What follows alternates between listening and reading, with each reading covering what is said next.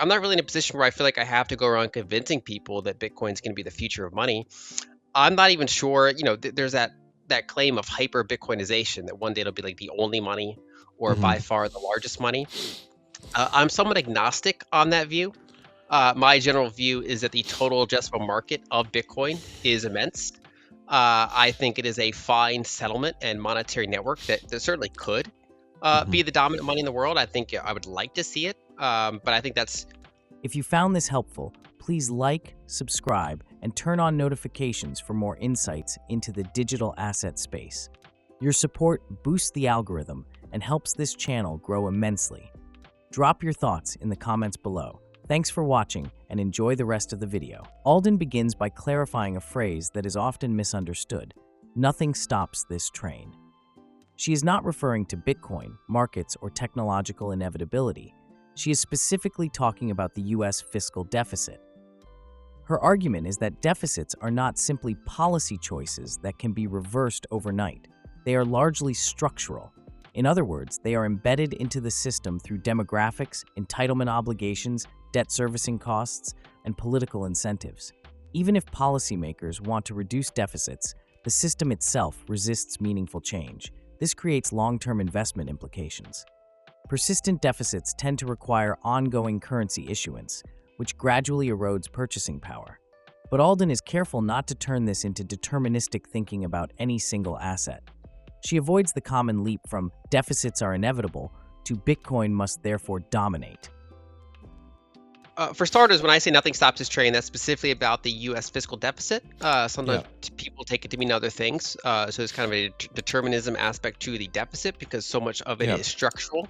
Of course, that has investment implications. Mhm. But again, sometimes people apply it to Bitcoin in a way that it's not meant to be. As far as kind of I do think that technology is the biggest driver of change. One thing I say in my book, Broken Money, is to paraphrase that basically political decisions affect things temporarily and locally, whereas technological changes generally affect things globally and more Mhm. permanently, at least until one asteroid, wipes us all out or whatever, and we reverse. And so, for example, when you invent refrigeration, that spreads everywhere, Mhm. and now we permanently have refrigeration now. Whereas if you make a political decision, it affects a certain amount of space and time, and it can eventually be reversed. And of course, some technology applies to money. Um, and I guess we can explore your claim in detail. I mean, you're the one that kind of wanted this discussion. I'm happy to have it. My general view is I don't go around trying to convince people of everything. I think I provide research on the topic. I invest my own money. I Mhm. I propose portfolios that have done quite well that many people choose to follow Mhm. or take pieces of. I'm not really in a position where I feel like I have to go around convincing people that Bitcoin is going to be the future of money. I'm not even sure, there's that claim of hyper Bitcoinization that one day it'll be like the only money or by Mhm. far the largest money. I'm somewhat agnostic on that view. My general view is that the total addressable market of Bitcoin is immense. I think it is a fine settlement and monetary network that certainly could be Mhm. the dominant money in the world. I think I would like to see it, but I think that's any sort of investment implications I do are 5 to 10 year views. I think technology changes so much, whether we talk about AI or robotics or energy or money or geopolitics. My structural views have a kind of a firm opinion on what the next decade looks like. I don't try to predict what things are going to look like in 21, 26, let Yeah. alone half that time. Yeah, But so I do think Right. So I was in the process of kind of saying a little bit more, but I'll kind of get back on point there. So basically, because if we jump around too quickly, I can't make a full point. We were kind of okay. I was mid. So basically, I'll finish up the earlier part and then jump into that. So basically, people they operate on ledgers. That's how money works. Sometimes Yeah. it's nature-based ledgers like gold and silver, and of course nowadays it's fiat ledgers. Mhm. There's something like 160 currencies in the world. Mhm. Most of them are these little local ledgers. Yeah. And they are generally imposed in the sense that they have pretty tight controls around their border for physical media entering through ports of entry, as well Mhm. as the bank transfer system. And Mm-hmm. so, for example, and part of the reason we're having this discussion on a weekend is because I'll be flying to Egypt tomorrow, where I Mm-hmm. live part of each year. And for example, in the United States, we have something like 7% long-term annual money supply growth, broad Mm-hmm. money. Yeah. It obviously it accelerated during COVID. Sometimes like in the Mm-hmm. 90s it was slower. The average is something like 7%, which is pretty much in line with a developed country in the past 50 plus years. Developing countries like Egypt are often usually in the double digits. Mm-hmm. Egypt is often more than 20% supply growth. And what that means on people is that not only are their savings debased, their unit of account is debased, meaning that every contract in the country constantly has to readjust to keep Mm-hmm. up with the new reality of, in Egypt's case, 20% new units of money being created and Yeah. compounding exponentially every year. So everyone's wages, every business and their prices have to be on this treadmill to keep up. Mm-hmm. And in the U.S., it's a little bit less visible because it's 7% is easier to deal with than 27%. But of course, there's a spectrum among the 100 plus currencies. Well, I would reframe it as this: when you have rapidly debasing money, Mm-hmm. especially when that debasement is it's not a metallurgical reality, like we Mm-hmm. discovered a new gold deposit for the first Yeah. time in a new continent, but rather that we're using a ledger controlled by humans, Mm-hmm. and they can rapidly do policies that substantially increase the number of units and therefore affect every contract in that country and everyone's Yeah. savings in the country. Mm-hmm. What we're doing is we're giving more power to the central administrators of that ledger. Mm-hmm. Now, so if you're a policymaker or kind of pro policymaker, you'd say that's a good thing. Nation states should have more control over all the contracts in their country, all the Mm-hmm. businesses happening. Whereas people that are more critical of central policymakers would say, that's quite a lot of power. Mm-hmm. That they already have the military power. They already have many other forms of concentrated power. Mm-hmm. That also having them control the ledger that literally affects Mm-hmm. every contract in the country, and Mm-hmm. everyone's ability to save, and also Yeah. not just debase but also permission their assets. They can freeze bank accounts. They set all the rules for how the centralized banking system works. They control most of the border flows where Mm-hmm. possible. Um, that's quite a lot of power. So in the hands of someone that happens to be, the philosopher king, right? Yep. There are Yep. outcomes where that could work out okay. Yeah. But I think, especially when you look at, again, 100 plus countries around the world, in the time stretch that we've had this available, Mm-hmm. to use Egypt, for example, they've used their centralized ledger to build what critics have kind of called a ghost city. So a new capital that is the tallest building in Africa, roughly the size of the Empire State Building, kind of in the middle of nowhere. It's a city that's largely empty. They are, for example, they're building a nuclear power plant, which is Mm-hmm. good, but they started that after they built the ghost city. So this is like a lot of central planning is going on to this. And critics would say, well, these are big vanity projects that the government's deciding to do versus more utilitarian things. And the problem is that when you have 100 plus countries in the world and all the the governments are controlling their ledgers, they can continually debase things, and the citizens are kind of have no expectation. They don't really have a way out other than hoping that their policymakers do things well. Yeah. One of Alden's more philosophical arguments centers on economic freedom. She questions whether governments should have the authority to restrict what individuals use as a store of value or unit of account. In many countries, people attempt to protect their savings by holding dollars, gold, or other assets. Governments often try to limit or prohibit these behaviors to maintain control over the domestic currency. Alden views this as an overreach, especially in high inflation environments. When a currency is rapidly losing value, restricting alternatives can have severe consequences for individuals' financial stability. She draws a parallel to other forms of personal freedom, arguing that the ability to save and transact effectively is fundamental to economic survival. Well, I would say it's a little bit more complicated than that because a couple things. One is as we do that, every year that we're exporting dollars, the world then they don't just hold, they don't have just stacks of dollars everywhere. They reinvest those dollars Yeah. generally into our stock market, into our real estate, into Yeah. our debt markets. So they actually own a larger and larger share of our corporations, a larger and larger Mm-hmm. share of our just property, or larger and larger share of our private equity, which of course gives them increasing voting rights on all of that. Yep. And so we basically are selling appreciating chunks of our capital markets for what is generally depreciating assets, and this accumulates over time.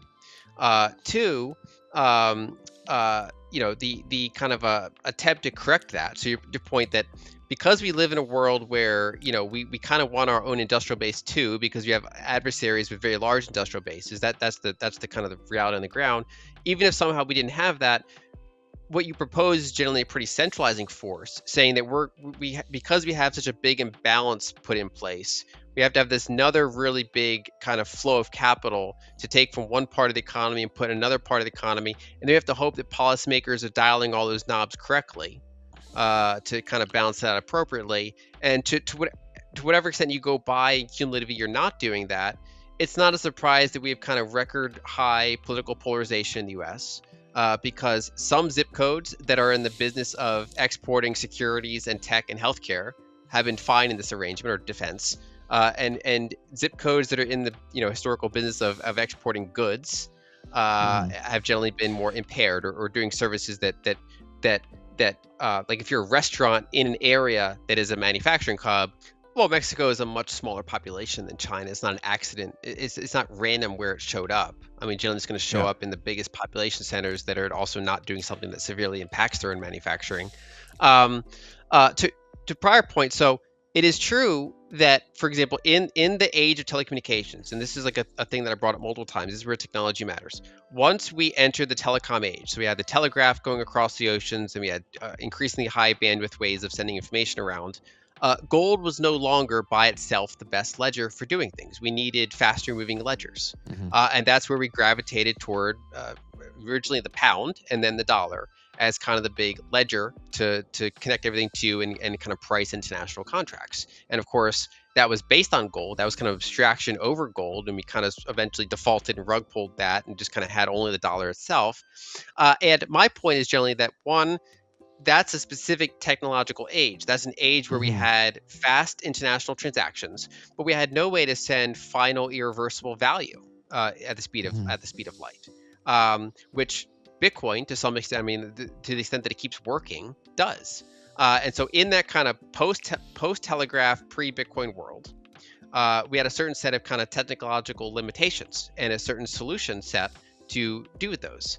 And unfortunately, that solution set, while it has advantages, it also has disadvantages, like cumulative trade deficits, cumulative foreign ownership of U.S. companies, cumulative. My case here is not to argue for anarchy as a philosophical point. My argue is that I clearly draw the line a different place than you, which is I would put the restriction on saying that two people cannot choose their own unit of account for a contract or what they save their value in as comparable to saying that you can't practice this religion, you can't say this thing that is not incitement to violence. So I agree with on certain things there, but it's like you can't spread this idea because it's dangerous, or two consenting adults can't engage in, say, a homosexual act, right? That there are certain things that many governments try to ban, and I would generally put pretty benign contracting decisions among literally millions of individuals and businesses in that category.